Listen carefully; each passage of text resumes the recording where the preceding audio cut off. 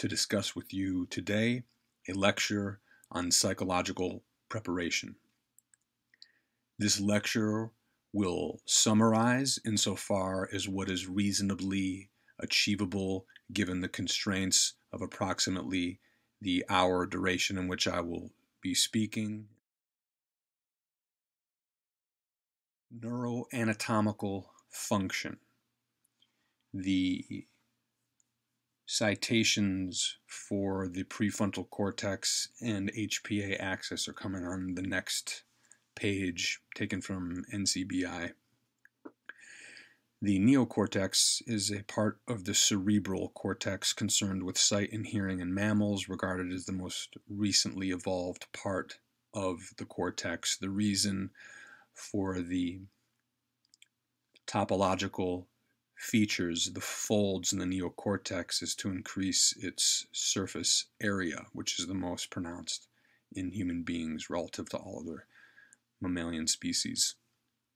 The prefrontal cortex, as elaborated upon by Dr. Robert Sapolsky and others, is the latest of all brain cortical areas to fully mature around the age of 25 for males and females, which in large part explains the variability and volatility in behaviors leading up into including that age time frame, in which case the prefrontal cortex has yet to fully mature, which will be more clear to you regarding the implications once we go through this definition. So the prefrontal cortex, or PFC, is often classified as multinodal association. Cortex is extremely processed information from various sensory modalities is integrated here in a precise fashion to form the physiologic constructs of memory, perception, and diverse cognitive processes.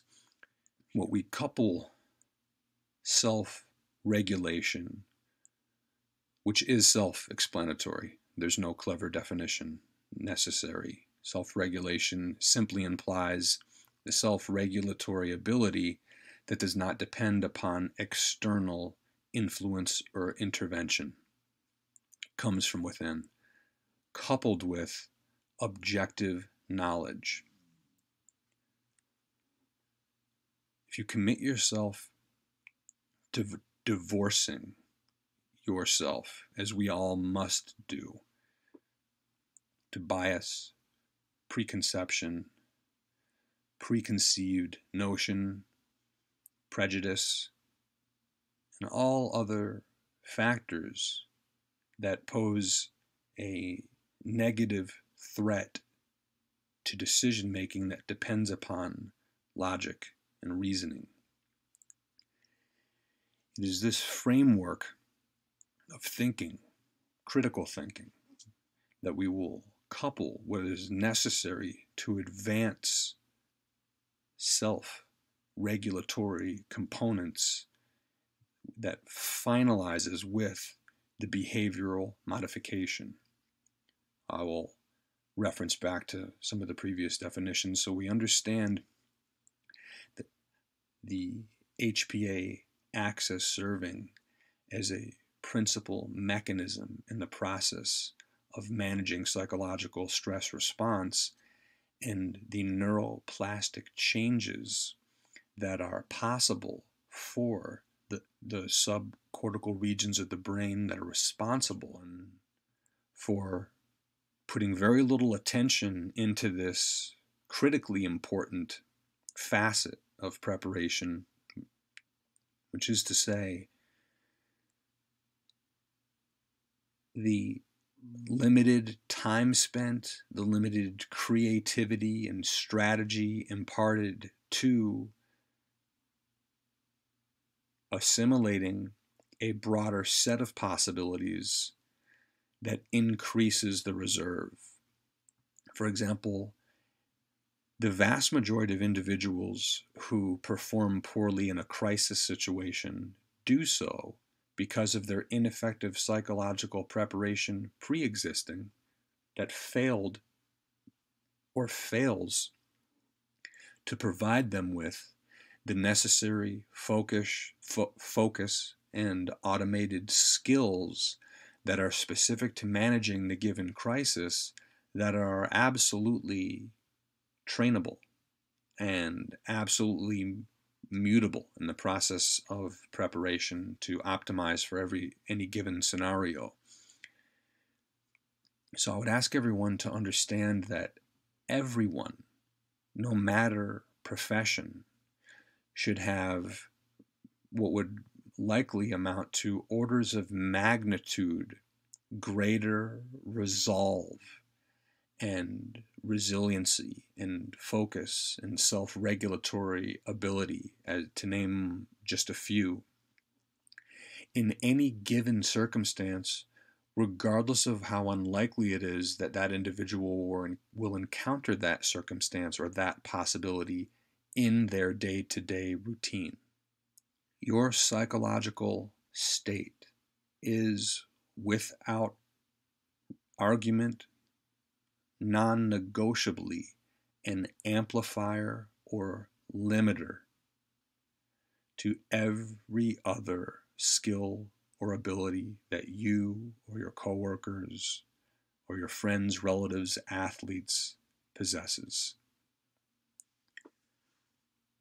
Essentially, it matters not how knowledgeable you are, how skilled you are, how physically capable you are, and on and on and on, if you are limited in your psychological preparation.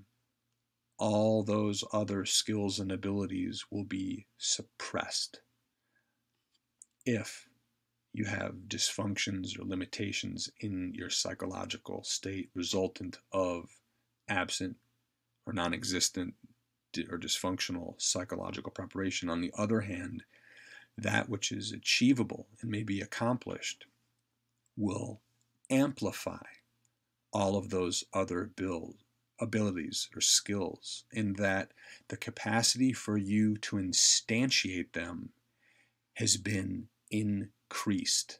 There is less resistance than ever standing between the instantiation of those skills or abilities in any conceivable environment.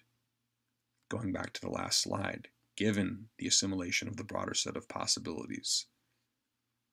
And because that resistance has been mitigated, you are able to accomplish more. You are able to manifest more and at a higher level of the existing skills and abilities, because there's absolutely no interference, or much less interference, standing between them and their actual manifestation under any condition of unpredictability, volatility, uncertainty, chaos, etc.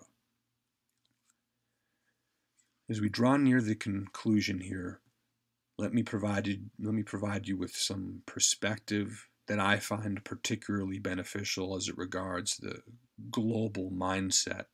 So pulling you away from what is likely a myopic or narrow-minded, specialized type of focus that is so common these days, to more of a generalized one. Thanks for watching this highlight clip. If you want to watch this entire presentation, head over to strengthcoachnetwork.com, and for $1, you can try out the whole site for 24 hours, no strings attached, and get access to this presentation and hundreds more just like it.